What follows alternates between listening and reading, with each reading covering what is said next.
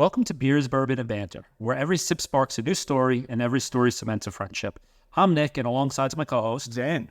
And we're here to dive into the worlds of craft beer and spirits, not just to taste them, but to unfold the rich narratives they inspire in our lives. This isn't just about what's in our glasses, it's about the laughter, the adventures, and the moments shared across them. Our episodes are more than just discussions about beverages. They're invitations to join us at our table of friends, where we share life's unfolding stories over our favorite drinks. From personal triumphs to everyday anecdotes, our banter captures the essence of companionship and the joy found in simple pleasures. So grab your drink of choice, settle in, and become part of our extended family. Here's to the bonds formed over glasses raised and the stories that make us laugh, think, and grow closer. Welcome to Beers, Bourbon, and Banter. Cheers. All right, Dan. So first episode. All right. How do you want to do this? I think we have a couple of different things that we may want to try tonight to get this. So I was thinking, because it's winter, obviously, it's February, and we actually had some snow, and my drink of choice during winter is obviously bourbon. I'm a huge bourbon drinker. I know you're a beer drinker, and what I found today when I was looking at the beverage store, I got a few. This one is a Kentucky bourbon-barreled Imperial milk stout. So I'm a big fan of barrel-aged things. I like the taste, the infusion that it gives. I have not tried this one.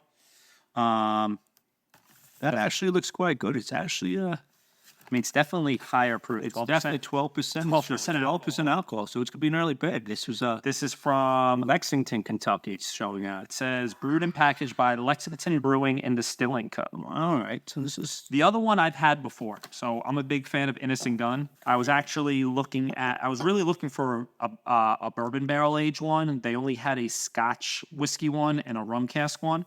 I've had both of them. I think you're going to like the rum cask one. I'm a big fan of that. The sweetness that it gives. It's not overpowering. You're going to see kind of the differences between two of them. So I got these more for you to kind of pick your interest. I definitely had the Innis and Gunn. I have not had the Kentucky milk stout, though. I think we start off with a little bit of Kentucky milk stout. I'm kind of curious about the bourbon barrel.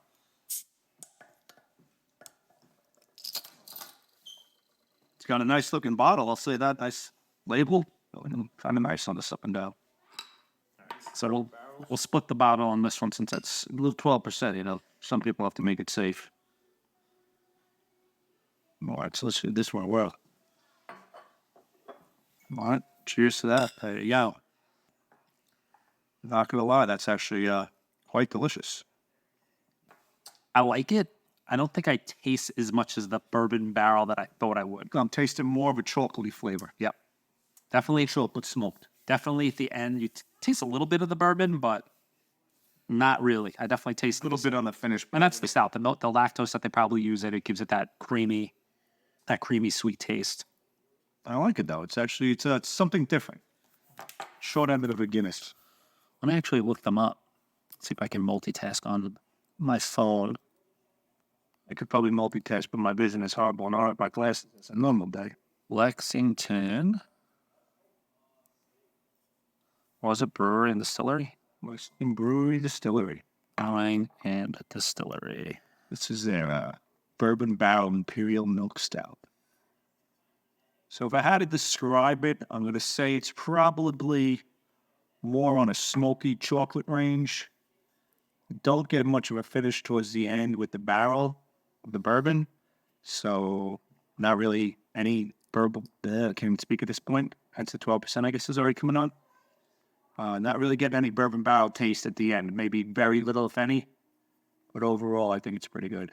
No, I definitely like it. You know, It's always funny whenever you try these that are cask aged and various things. Sometimes it gives a really pronounced taste, and other times you don't really taste it too much. I guess it depends on the type of drink that is sitting in the barrel and the other tastes that are with it, or how long you keep it in. I'm trying to see if they give you some sort of information.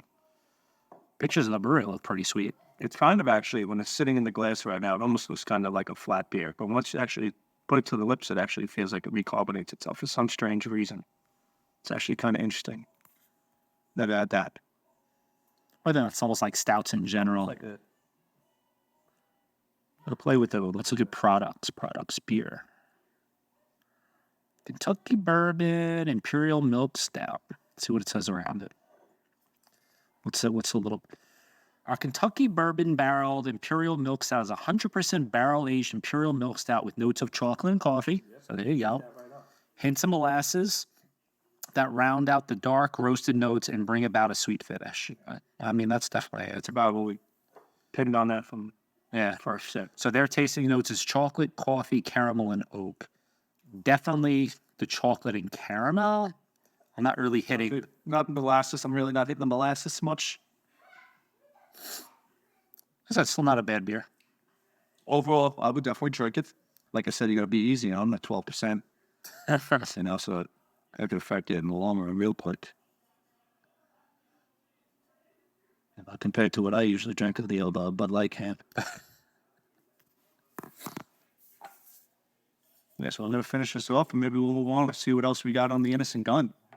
I'm a big rum guy, so Caribbean rum cask with, it's always a Scottish red tastes pretty good on my end. Have you ever had any of the Innis and Gunn? No, Innis and Gunn was never one of my choices. Look them up. I guess they're really good. I went through a phase. I forget if it was one of these I had or something else that I had, and it like piqued my interest. And this is a more common, I'm going to say more commercial, I guess, type of beer. Yeah. But Innis. A rum cask is something new because I've never had a rum cask beer. That's kind of intriguing me a little bit. All beer. Let's look at all beer. All right, so Caribbean rum cask is what we had. They have a whiskey cask, their original. This is their Scottish red, so you have to. So their original.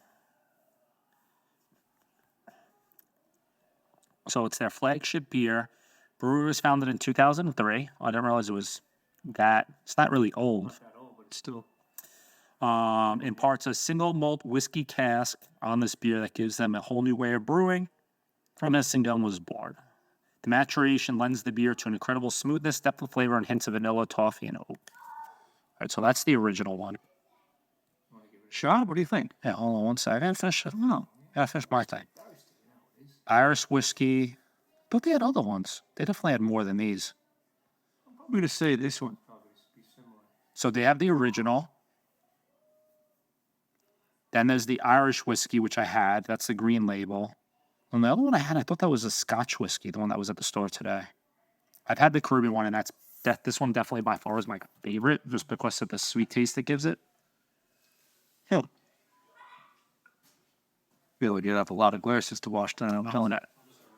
Yes, I don't know if it was this that got me into it, but this is going back a number of years ago when I was at my old house.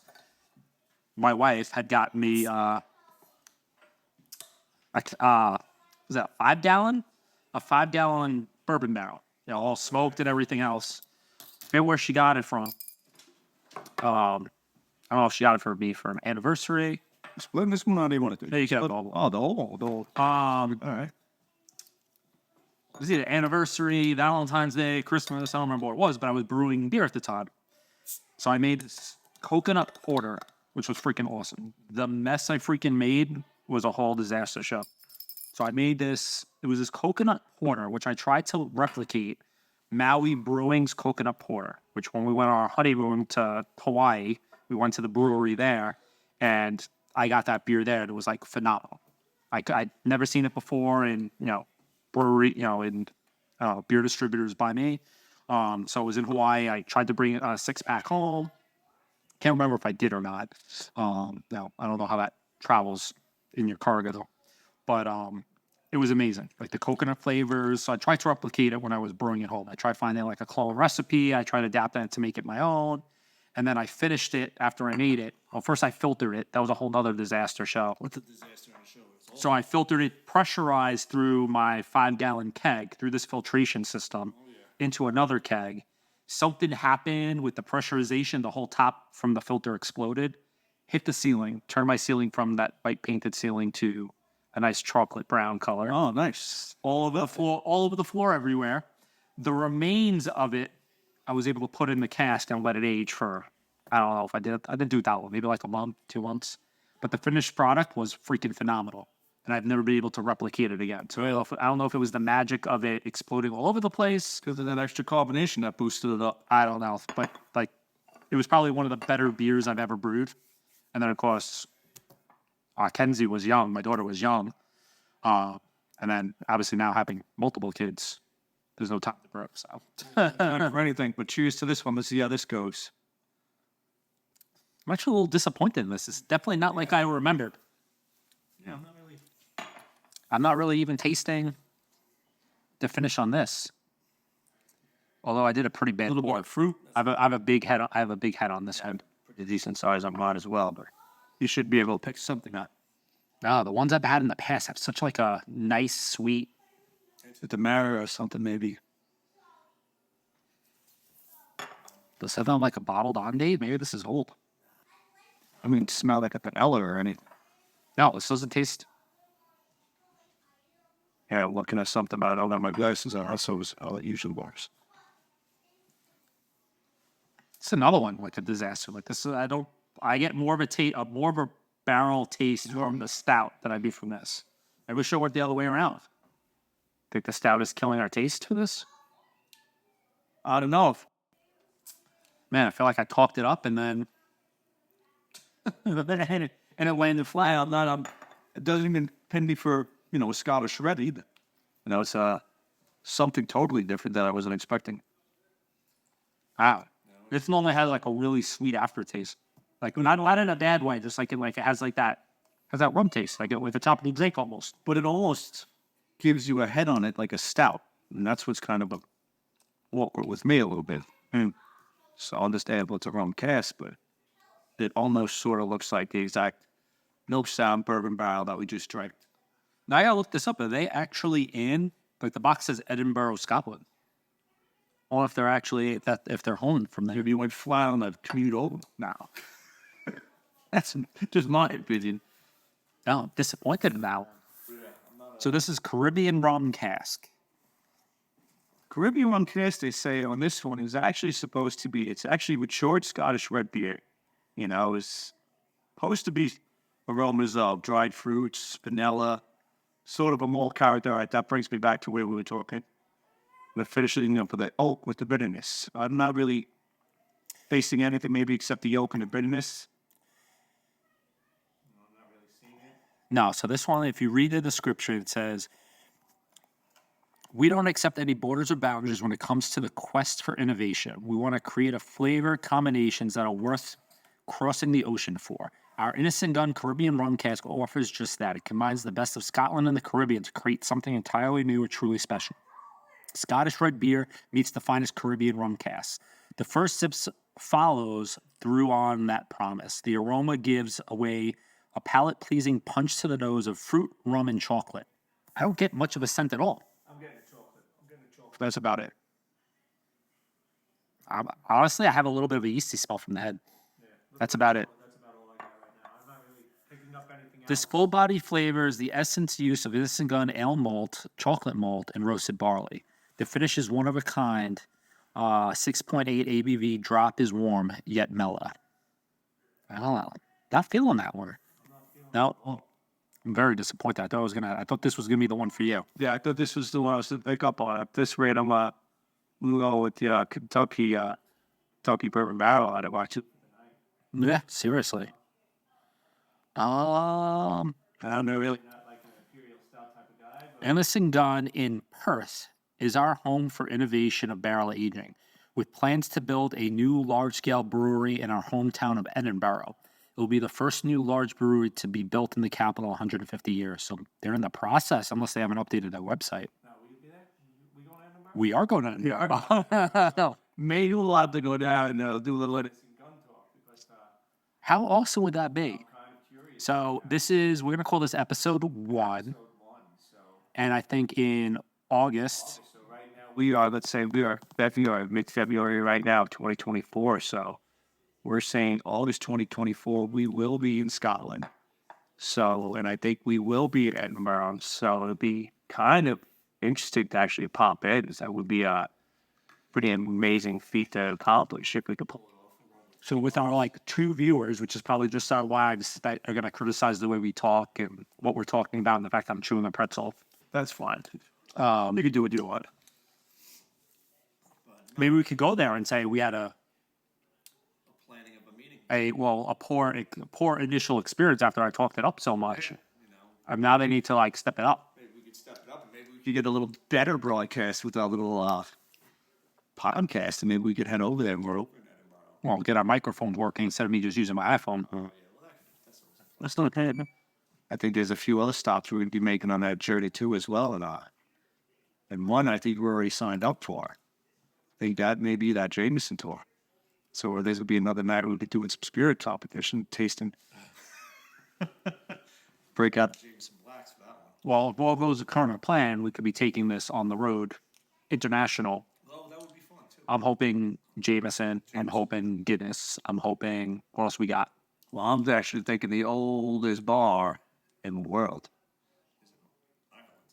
The oldest. The oldest bar. What is it called? In the 1100s. It was, oh my gosh, now you're going to make me drum up my mind what it was again.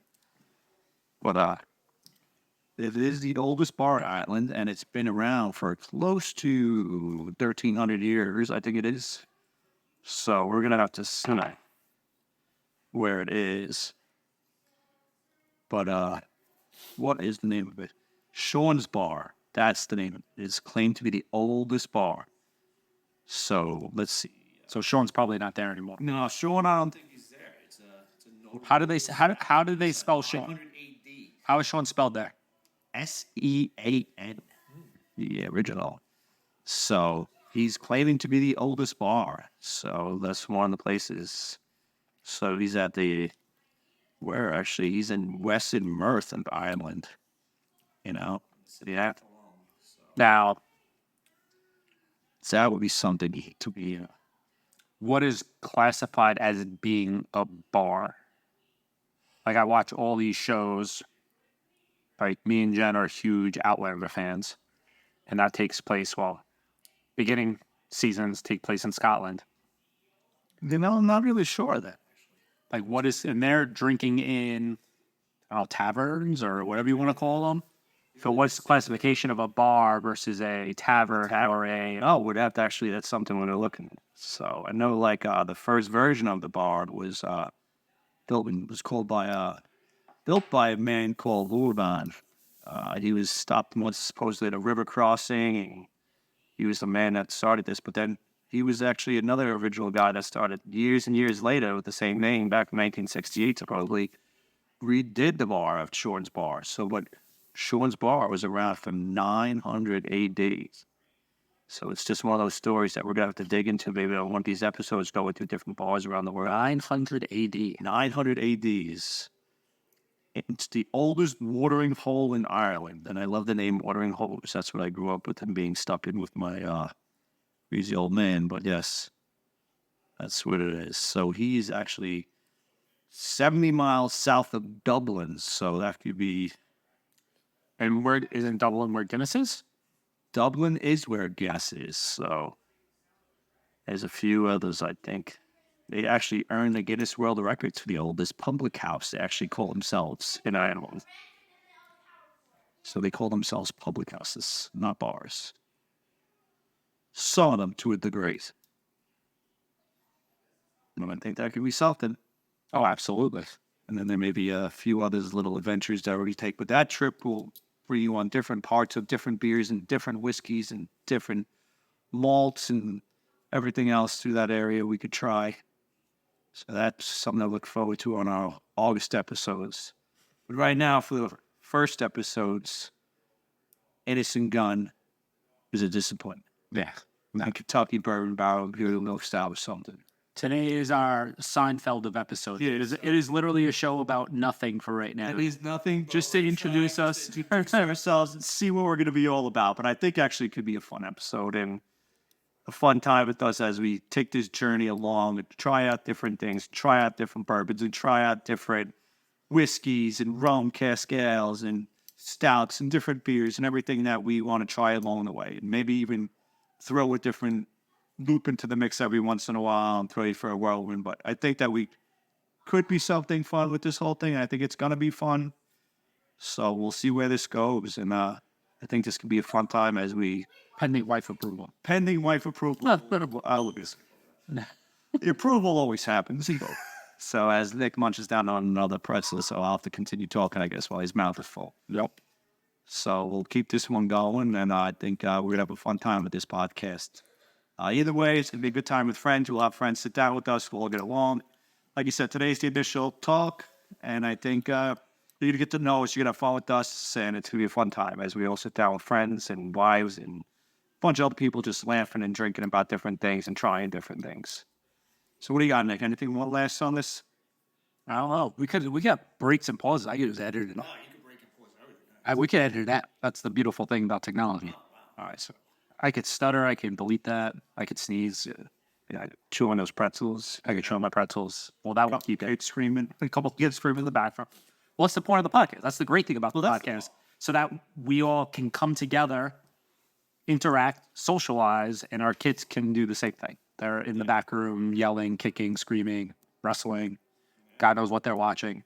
And I got to say, I actually have to throw a little shout out to my cousin. I would like to keep this in there for him that started his podcast, to me follow along to his podcast. We are friends. So, Kev, I know you're listening, so enjoy your beer, but this is for you.